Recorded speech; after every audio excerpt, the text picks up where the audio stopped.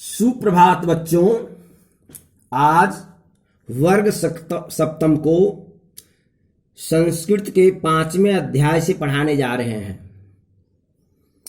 इसमें है शीर्षक विद्यायाः महात्म्यम्।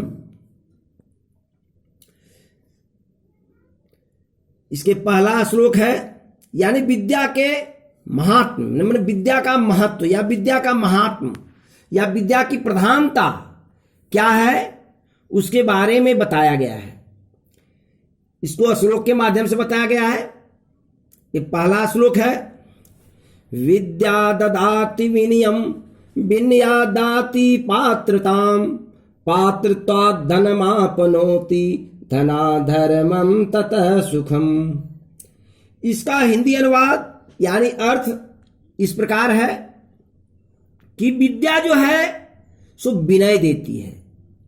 विनय से पात्रता अथवा क्षमता प्राप्त होती है या मिलती है, और पात्रता से धन प्राप्त होता है, धन से धर्म प्राप्त होता है या धर्म मिलता है, और धर्म से सुख प्राप्त होता है, यानी विद्या की प्रधानता है।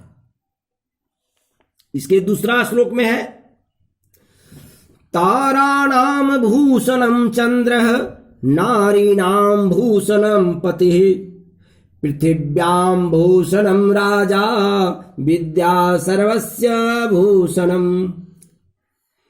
इसके अर्थ इस प्रकार है, हिंदी अनुवाद, कि आकाश में जितने भी तारे हैं तो तारों का आभूषण चंद्रमा है। नारियां यानी जितने भी नारियां हैं, नारियों का आभूषण पति होता है। सबसे बड़ा उसका प्रमुख आभूषण पति है। पृथ्वी यानी धरती, पूरे जितने ब्रह्मांड में पृथ्वी का आभूषण जो है ये राजा है। पृथ्वी पर का आभूषण राजा है, और सारे चीज, धरती, आकाश, दुनिया, जितना सारे सबों का आभूषण क्या है? विद्या। ये इस श्लोक के माध्यम से भी हमें यह अनुभव प्राप्त हो रहा है कि विद्या ही सर्वोपरि है। अगला है श्लोक 3, सुखार्थिनः कुतो विद्या कुतो विद्यार्थिनः सुखम सुखार्थी च त्याजेत विद्याम विद्यार्थी च त्याजेत सुखम। इसका हिंदी अनुवाद इस प्रकार है, अरे कि जो सुख चाहने वाले हैं उनको विद्या कहां, जो विद्या चाहने वाले हैं उनको सुख कहां। और सुख के लिए विद्या को त्याग देना चाहिए। अगर आप सुख चाहते हैं तो विद्या को त्याग दें, और विद्या प्राप्त करने के लिए सुख को त्याग देना चाहिए।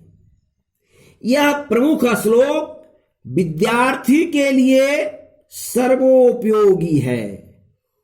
इसमें सुख नहीं कह रहा है करने के लिए। अगर सुख चाहते हो तो विद्या नहीं प्राप्त होगी, इसलिए विद्या प्राप्त करने के लिए सुख को त्याग दीजिए। इस श्लोक के माध्यम से भी हमें यह ज्ञान प्राप्त हो रहा है कि विद्या ही सर्वोपरि है।